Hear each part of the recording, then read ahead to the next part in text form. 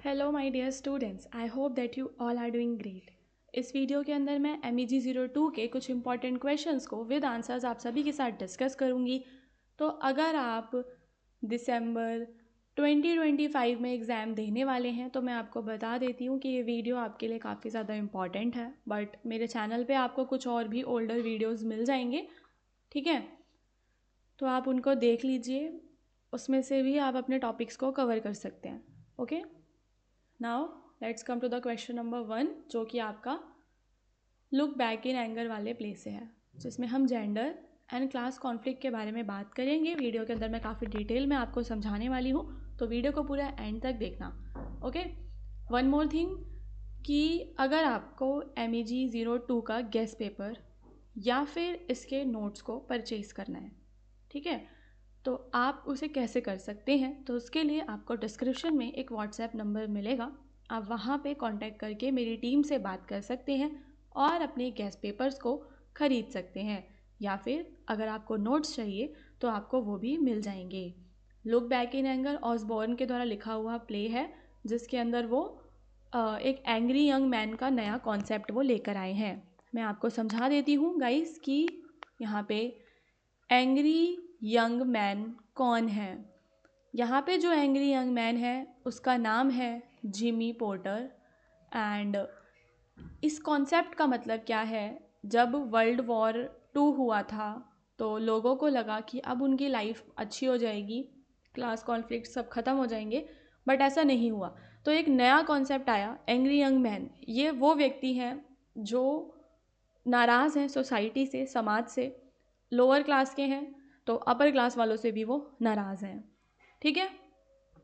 Now play का थोड़ा सा बैकग्राउंड समझते हैं, तभी आप आंसर कर पाओगे।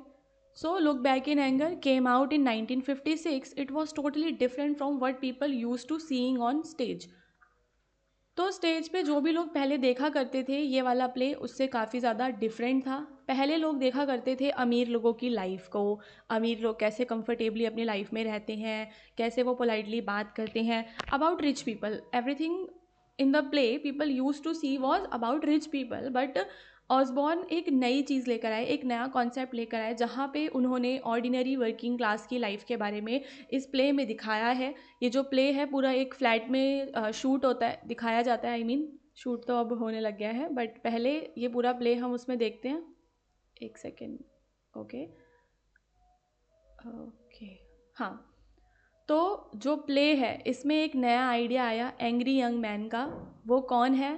A new type of character.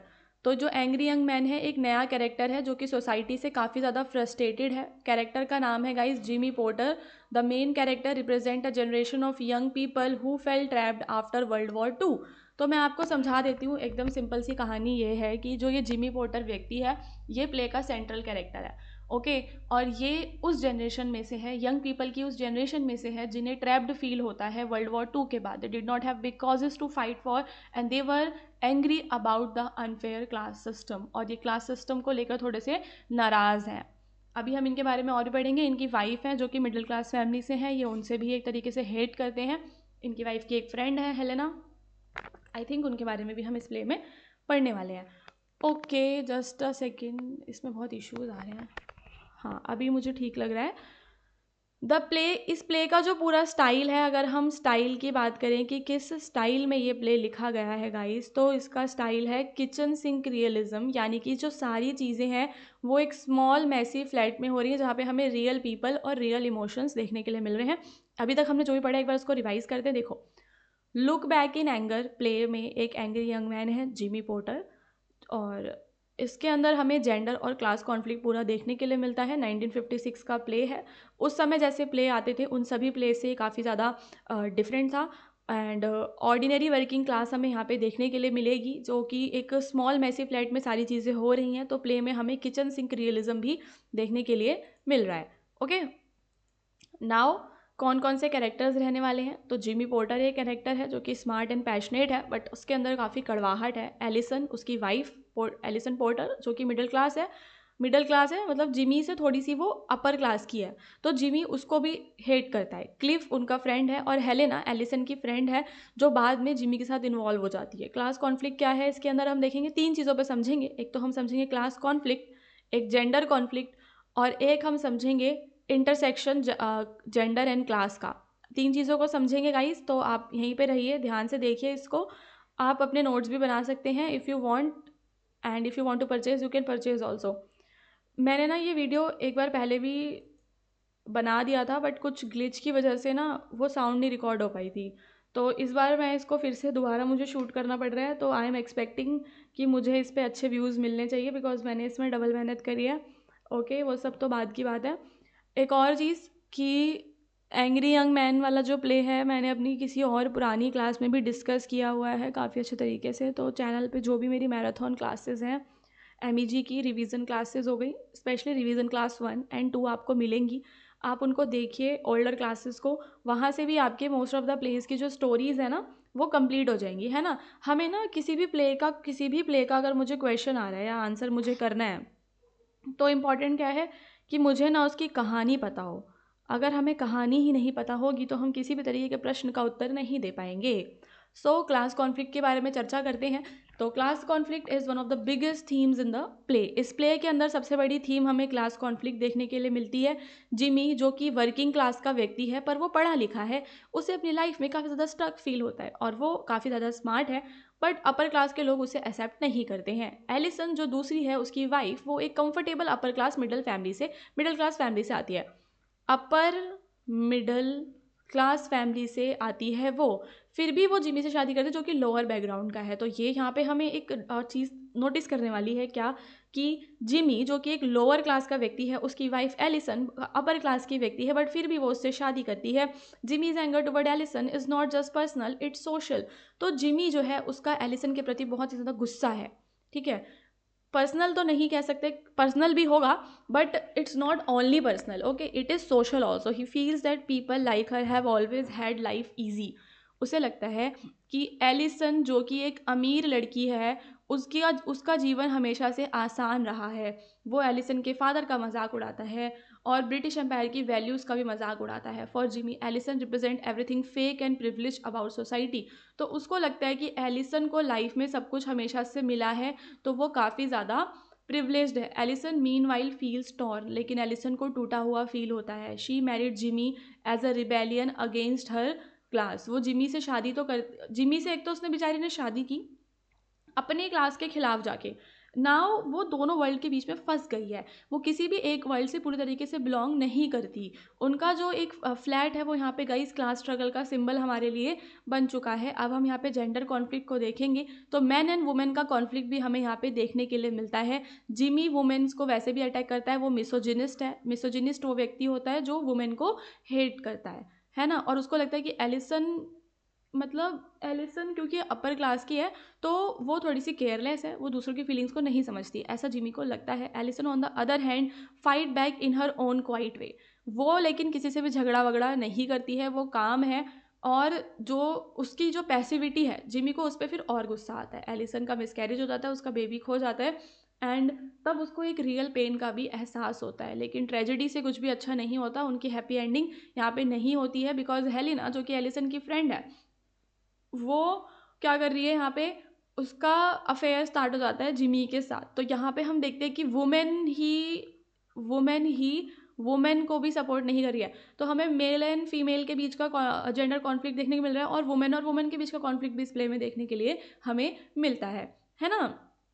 क्योंकि यहाँ पे हमें जेंडर सॉलिडेरिटी, उसकी जो फ्रेंड है ये हेलिना, उसके अंदर किसी भी तरीके की जेंडर सॉलिडेरिटी नहीं है अपनी फ्रेंड को लेकर। And the most interesting part क्या, दोनों चीज़ें हमें इस प्ले में कनेक्टेड देखने के लिए मिलती हैं। जेंडर एंड क्लास दोनों कनेक्टेड हैं। अब यहाँ पे जो जिमी है वो उसको अपनी वाइफ को हेट करता है, not only for her gender but also for her class, है ना। तो दो चीज़ें हैं, Jimmy does not just hate Alison as a women but also hates her as someone from higher class. His anger towards her is both personal and political. तो उसका जो anger है अपनी वाइफ को लेकर वो पर्सनल भी है और पॉलिटिकल भी है। He marries Alison partly to take revenge on her class. Most important line कि वो उससे शादी क्यों करता है, वो उससे शादी करता है ताकि वो उससे बदला ले सके, अपना जो उसके मन में एंगर है ना अपनी क्लास को लेकर वो बदला ले सके। In a way their marriage becomes a war zone. Class and gender battles उनके मैरिज में एक साथ हो रहे हैं। Jimmy's emotional abuse is a way of striking back at upper class. तो जिमी उसको इमोशनली अब्यूज़ करता है, वो अपर क्लास के प्रति मतलब नफरत करता है। एलिसन का मिसकैरेज होता है बट उससे भी कुछ भी चीज़ें सॉल्व नहीं होती। ओके, अब हम चलेंगे अगला भी क्वेश्चन मैंने इसी से लिया है गाइज। उसके पीछे का रीज़न क्या है कि हम 2 क्वेश्चन अगर एक ही प्लेस से कर लेंगे तो अब कैसा भी क्वेश्चन आएगा आप एग्जाम में उसका आंसर कर पाओगे, ठीक है। तो एक और क्वेश्चन जो एग्जाम में आता है इसी प्ले से वो क्या है कि look back in anger play का जो टाइटल है उसके ऊपर आपको कमेंट करना है। टाइटल के बारे में आपको जो भी समझ में आ रहा है you can write in your answer the title look back in anger perfectly captures the mood tone and main idea of the play. अभी जैसा कि हमने पढ़ा कि ये जो टाइटल है इस पूरे प्ले का टोन अच्छे से हमें समझ में आ गया है, क्योंकि जिमी पोर्टर एक ऐसा व्यक्ति है जो एंग्री है, मिसोजिनिस्ट है, क्लास को लेकर परेशान है, वुमेन को लेकर परेशान है, वो गुस्सा है। उससे गुस्से के पीछे का रीज़न भी यही है कि भाई वर्ल्ड वॉर 2 के बाद जो लोगों ने एक्सपेक्ट किया था उन्हें वैसा नहीं मिला है, वो डिसअपॉइंटेड भी है। तो ये सारी चीज़ें हमें प्ले में देखने के लिए मिलती हैं। Jimmy porter but also the feeling of an entire post war generation. The phrase suggest that someone is looking back at their life. तो ये जो फ्रेज है लुक बैक इन एंगर कि कोई जो है अपनी लाइफ को देख रहा है, someone is looking back at their life. The title has 2 की पार्ट। अब इस टाइटल में 2 पार्ट हैं, एक लुक बैक और एक इन एंगर। लुक बैक का मतलब क्या है दोस्तों, means reflecting on the past, thinking about lost opportunities, disappointment and mistakes. और इन एंगर का मतलब इमोशनल रिएक्शन जो होता है, एक फ्रस्ट्रेशन टाइप। सो टुगेदर क्या बनता है, एक सेकेंड मैं इसको हाईलाइट कर देती हूँ, this is important. So together, look back in anger suggests a person looking back at life filled with resentment toward the social system, personal failures and the emptiness of modern life. तो look back in anger का मतलब है कि व्यक्ति कोई भी जो अपनी लाइफ को मुड़कर देख रहा है और उसके अंदर समाज को लेकर थोड़ा सा रिसेंटमेंट है। The title mainly describes Jimmy porter. Title में कौन है, जिमी पोर्टर है the central character. He is the angry young man of British theatre. तो वो ब्रिटिश थिएटर का एंग्री यंग मैन है। He is intelligent, passionate but also frustrated. Jimmy किस किस चीज़ को गुस्से में देख रहा है, सोसाइटी को और क्लास सिस्टम को, but he is also emotionally empty. तो his anger is not only personal, it represent the disillusionment of the young generation in 1950 Britain. तो ब्रिटेन में 1950वां जो साल था, जो दशक थे 1950 से 60s तक के, वहाँ पे जो यंग जनरेशन थी वो कितना स्टक फील कर रही थी उसके बारे में इस प्ले में हमें दिखाया गया है, ठीक है। ओके, तो लुक बैक इन एंगर के 2 क्वेश्चंस हमारे इस वीडियो में कंप्लीट हो जाएंगे। और मेरी पुरानी वीडियोस को ज़रूर देखिए, कंप्लीट प्लेलिस्ट का लिंक आपको डिस्क्रिप्शन में मिलेगा। तो पूरी प्लेलिस्ट MEG02 की देख लीजिए। एग्जाम की प्रिपरेशन के लिए आपको इतना तो पढ़ना ही पड़ेगा, बिकॉज इग्नू एमए इंग्लिश में इतनी ईजिली पास वो नहीं करते हैं। आप अगर सोच रहे हो कि आप कुछ भी लिख के आ जाओगे तो आपको वो पास कर देंगे शीट भरने से, तो इंग्लिश में तो ऐसा बिल्कुल भी नहीं होने वाला। Okay, now social and historical meaning देखेंगे। तो टाइटल का एक हिस्टोरिकल मीनिंग भी है। हिस्टोरिकल से मतलब इतिहास से कैसे टाइटल जुड़ा हुआ है। The title also reflect the post war British mood after world war 2। People expected change, equality, better life, social justice, लोग ये सब चाहते थे। But instead life went back to the same old class division. लेकिन life में हमें उन्हें क्या मिला, उन्हें कुछ भी बदलाव तो नहीं मिला, वापस से वही सब डिविजन्स देखने के लिए मिले। The younger generation felt betrayed. तो जो यंग जनरेशन थी उसको बिट्रेड फील हुआ। So Osborne title speaks for those who look back at what their country has become and feel anger instead of pride. फिर इसका कुछ इमोशनल और symbolic meaning भी है, जैसे कि जो टाइटल है उसमें हमें टोन का इमोशनल मतलब टाइटल से हमें एक इमोशनल चीज़ समझ में आती है कि एंगर हर जगह है। जिम्मी के अंदर हमें रेज देखने के लिए मिलता है, बट इनसाइड उसके अंदर थोड़ा सा दर्द है। वो एंग्री है क्योंकि वो ज़्यादा केयर करता है। आयरनी भी है टाइटल में, जैसे कि जो ये फ्रेज़ है look back in anger sounds like advice और अ कमांड।